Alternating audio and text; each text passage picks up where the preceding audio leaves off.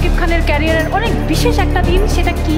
শাকিব খানের তাণ্ডব সিনেমা ঘিরে শুরু হয়েছে আরেক সিনেমা। এবার তাণ্ডব সিনেমার নির্মাতা রায়হান রাফি অভিনেতা আফরান নিশোকে বলেছেন শাকিব খানকে সরি বলতে। এমনই অডিও ক্লিপ ঘুরছে সোশ্যাল মিডিয়ায়, যেখানে রাফিকে বলতে শোনা যায় নিশো যে অন্যায়টা করেছে তাকে সরি বলতে হবে, সেটা শাকিব ভাইয়ের কাছে গিয়ে হোক কিংবা জনসম্মুখে। এটা নিয়ে আমার এবং শাকিব ভাইয়া কারো কোনো দ্বিমত নেই। এরপর রাফি আরো বলেন, আমার সাথে যদি কেউ অন্যায় করে থাকে তাহলে তাকে যেভাবেই হোক সরি বলতে হবে। নিশো সরি বললে শাকিব খান যদি চায় তাহলে কাজ হবে, নাইলে হবে না। আমি এত বোকা ডিরেক্টর না। 2023 সালে নিশো সুরঙ্গ সিনেমার প্রচারে শাকিব খানকে ইঙ্গিত করে সো কল্ড হিরো এবং তার ব্যক্তিগত জীবন নিয়ে আপত্তিকর মন্তব্য করেন। ঝামেলা বাঁধে তখনই যখন ঈদে মুক্তি পেতে যাওয়া শাকিব খানের তাণ্ডব সিনেমায় ক্যামিও চরিত্রে নিশোকে রাখার চেষ্টা করেন রাফি, আর সেটাই মানতে পারছেন না শাকিব ভক্তরা।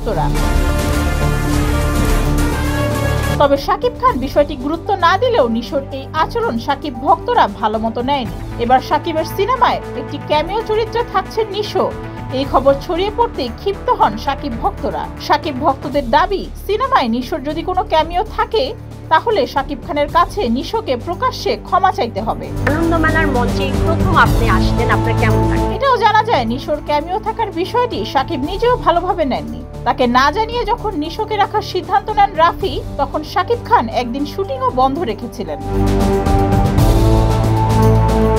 শাকিব ভক্তদের অনেকেই তাণ্ডব সিনেমা বয়কটের ডাক দিয়েছেন।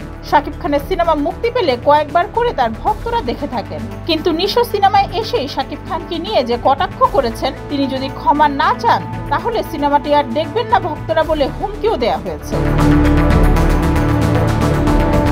এতদিন বিষয়টি নিয়ে চুপ ছিলেন তাণ্ডব নির্মাতা রাফি, তবে রাফির অডিও ফাঁস হওয়ার পর অনেকেই বলছেন সবই তাণ্ডব সিনেমার প্রচারণার অংশ। ডেস্ক রিপোর্ট, যুগের চিন্তা।